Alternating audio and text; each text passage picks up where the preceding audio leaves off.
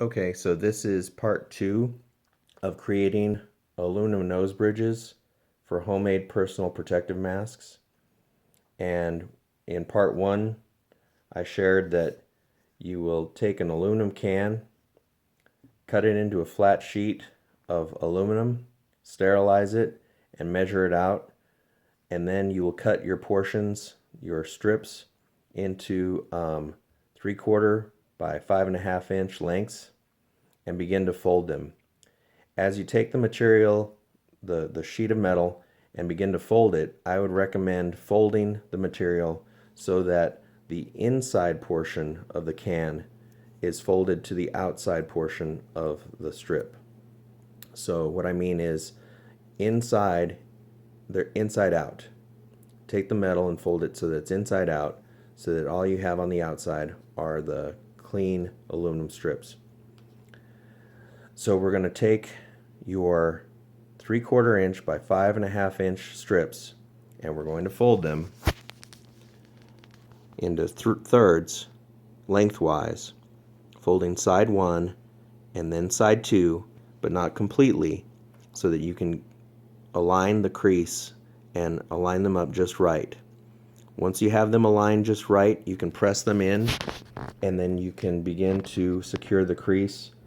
I would recommend a heavy tool, something that you can run along the length and press those creases in so that they are nice and tight.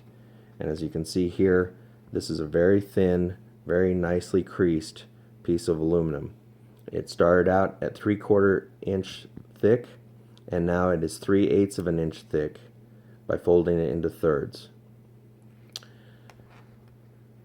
Once you've folded these, then the edges will be straight and with sharp corners, and you will have a 5.5 inch length.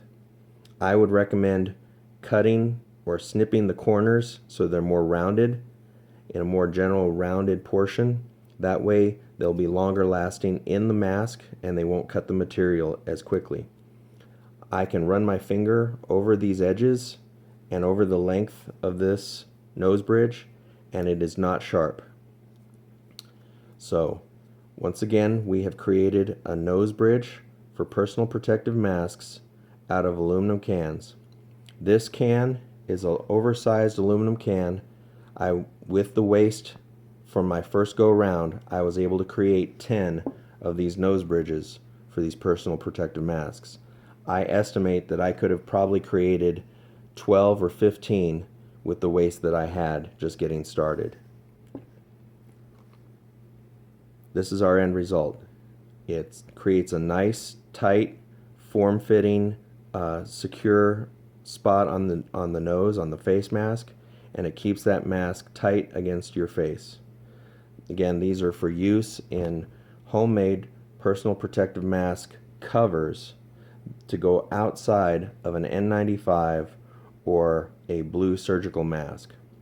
These masks are for one-time use or for repeated use, provided that you remove the mask carefully and then wash it thoroughly before using it again. I hope that this helps. I hope that if you have this type of homemade project going, that you can certainly use this information. If you have any questions, please feel free to contact me or leave a comment below. Again, this is an aluminum nose bridge for use in a homemade personal protective mask. Thank you very much and have a good day.